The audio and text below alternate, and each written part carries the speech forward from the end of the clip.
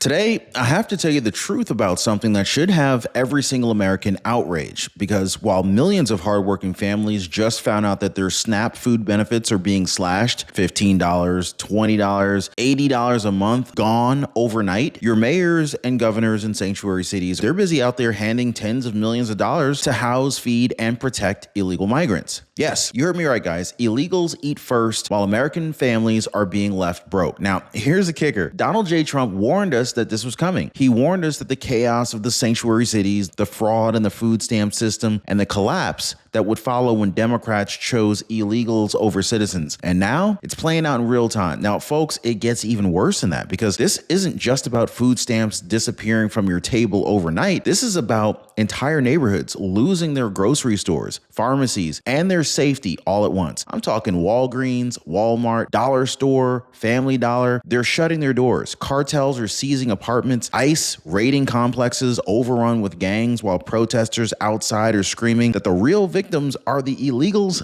Yeah. So the real question here that you have to ask yourself is, when families are starving and stores are closing, why are illegals at the front of the line? So guys, mark this date, okay? August 2025, because today America is living through the nightmare that President Trump warned us about. Families are finding out that their food stamp benefits, SNAP benefits are being gutted, stripped down to the bone, while sanctuary city mayors shovel millions into migrant programs. Now, this is the dual crisis. Families versus illegals. And the elites in charge, they've clearly made their choice. So I want to go ahead and break it down for you guys. So the Congressional Budget Office, the CBO, says that 2.4 million people will lose their benefits outright. Okay, they're not getting any more SNAP food stamp benefits, getting cut off, right? The Urban Institute, their estimate is even more devastating. 22.3 million families losing some or all of their food aid. Now, think about that for a second, okay? This is not just a statistic. This is your neighbor, maybe. You're the single mom that's working 2 jobs, the senior who can't even afford prescriptions, barely can afford their Medicare payments, groceries in the same month, Social Security recipients, SSI, SSDI. It could be any one of these folks. So the average cut is around $15 to $20 per person. I know it might not sound like very much, but for a family of 4, that's $60 to $80 per month gone every single month. So that's not pocket change. That's milk, bread, eggs, gas in the gas tank, you know?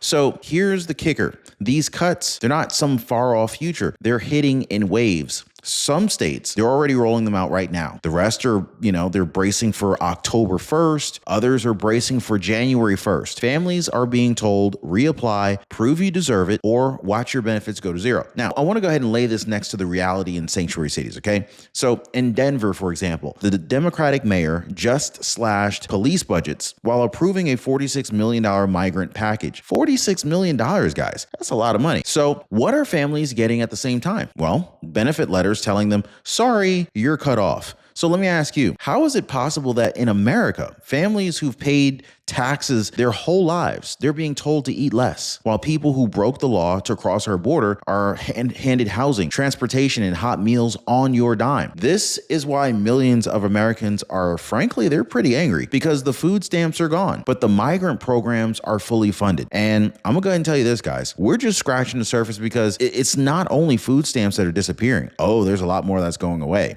In fact, it's the stores, the very stores that you would use those food stamps in, that are shutting down. Walgreens, Walmart, Dollar Store, Dollar Tree, Family Dollar, they're all collapsing in cities where crime is out of control. And in just a moment, I'm going to show you how entire neighborhoods, they're being left without a single pharmacy or even a grocery store. But before we even get to that, let me ask you, what happens when you cut families' food aid and then make their last store disappear? What happens in that scenario? Well, here's the real question. Are you in charge of your health coverage, or is your insurance company? Now, I know most people, they don't even realize that their plan changes behind the scenes every single year. Doctors come and go, benefits shift, and before you know it, you're paying more and you're getting less. But when you work with Chapter, this is why I've partnered with them. You actually get back in the driver's seat. They walk you through your options so that you can say, hey, yes, this actually does make sense for me. Now, one of our viewers, Sharon Bertusik, she said it best. Chapter was the only one who cared about my needs, not their commission. Amen to that, right? So let me ask you this, guys. Who do you want to be in charge? You or your insurance company? Most people, they're already already choosing themselves, and they're calling chapter on the phone number down below, 909-563-8279, or they're visiting askchapter.org/Ron. Don't be the last one to take control. So let's go back to Denver just for a moment, because this city has become ground zero for the insanity. In fact, the mayor, he didn't just cut food benefits for families indirectly. He's cutting police funding too. Why? To make room for that $46 million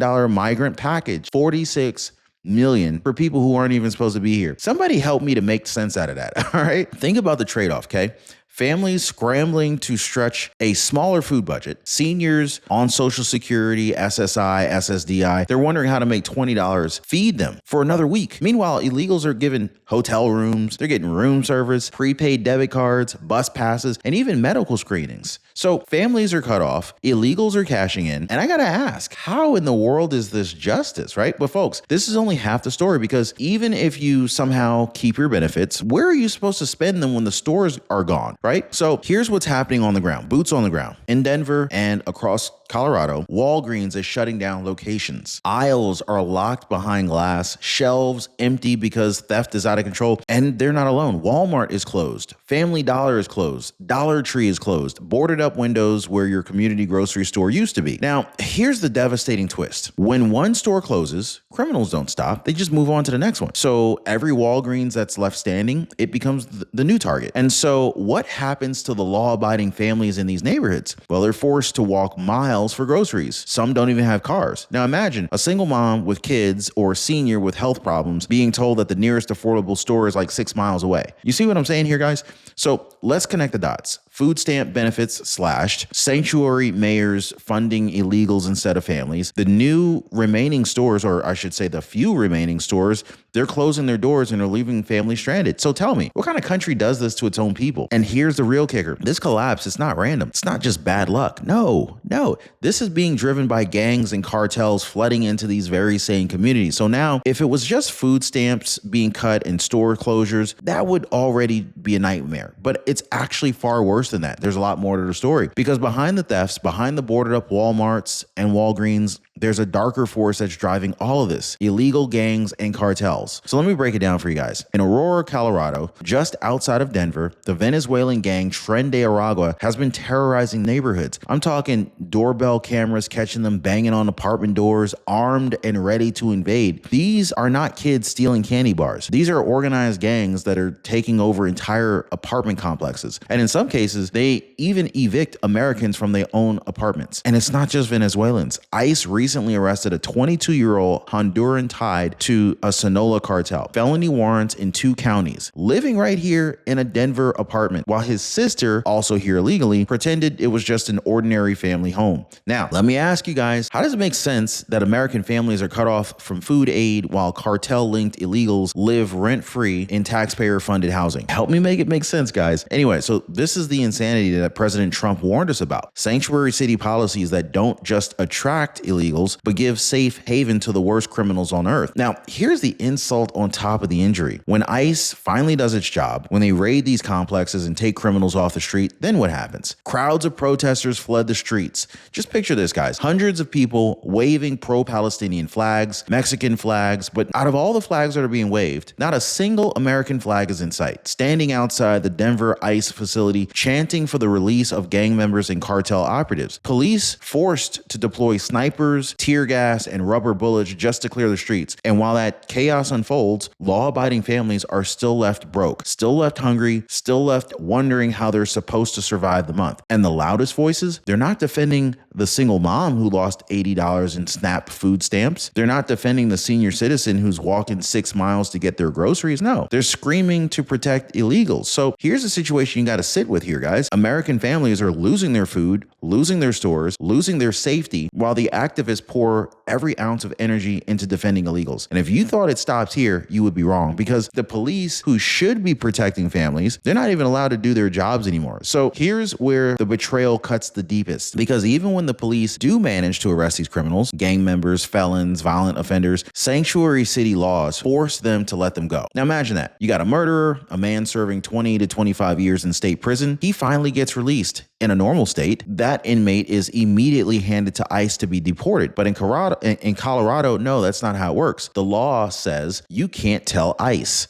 So then you have to release him right back into the neighborhood. Ask yourself this, guys. How is a Walgreens supposed to survive when cartel members walk the streets untouched? How are families supposed to feel safe when their local police are forbidden from teaming up with ICE? And so it makes, to make it even worse, remember, these same police forces are being defunded by mayors to redirect millions toward illegal migrant programs. So not only are there fewer officers, the officers left are legally barred from doing their jobs. So this means American families, they lose twice. They lose their food benefits, SNAP benefits, food stamps, whatever, and they lose the safety net of law enforcement. So now I got to pause here for a second because this is exactly what Donald J. Trump warned America about, did he not? For years, Trump told us sanctuary cities, they were going to collapse under the weight of their own lawlessness. He said funding illegals over families, this was going to break budgets, shut down businesses, and unleash chaos. And so look around. Was he wrong? Or was he the only leader that was smart enough, strategic enough, and compassionate enough to put American families first? Trump's plan has always been fairly simple. Cut out the fraud and the waste in welfare programs, target the gangs, the cartels, the abusers of the system, protect the families who work,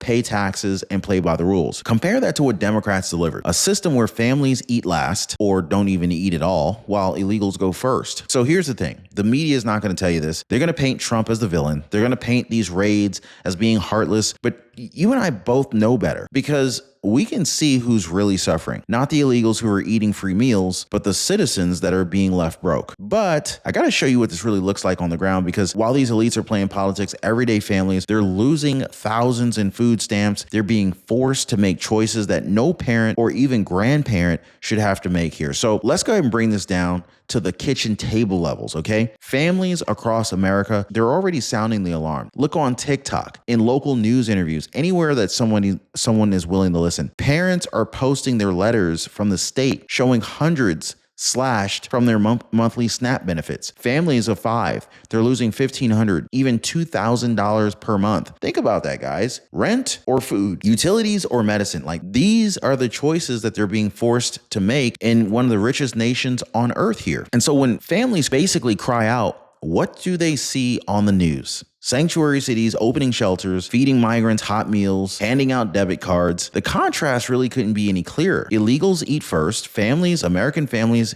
are left broke. This is why Americans are furious because they're not just being neglected, they're being betrayed. And now we arrive at the final judgment, guys. This isn't about politics anymore. This is about survival. The food is disappearing. The store shelves are empty. The stores are closing. The cops are handcuffed and the criminals are running wild. I mean, why would a store stay open when the shelves are completely empty and bare? So here's the choice every American has to make. Do you stand with struggling families, citizens who've paid taxes, but they've built communities and raised their children here? Or do you stand with the politicians who cut those families off so that illegals can eat first? Donald J. Trump, he made his choice clear years ago. He stood with families. He warned America that this collapse was coming. And now, as president, he's fighting every single day to clean up the mess, stop the fraud, and put families back at the front of the line where they belong. But the question is, where do you stand? Because this system isn't sustainable, guys. It's families versus illegals, and every day the gap grows wider. So let me leave you with this. SNAP food stamps are gone. They were taken away overnight. Stores are gone. The shelves in the stores were completely empty. Safety is gone. And unless we stand with the leadership that puts families first, America itself will be gone too. Now, I just want to thank you guys so much for watching. YouTube thinks that you're really going to enjoy the next video that just popped up on your screen right here. Click that video, keep watching, and join me as we expose what the media refuses to tell you. We'll see you next time.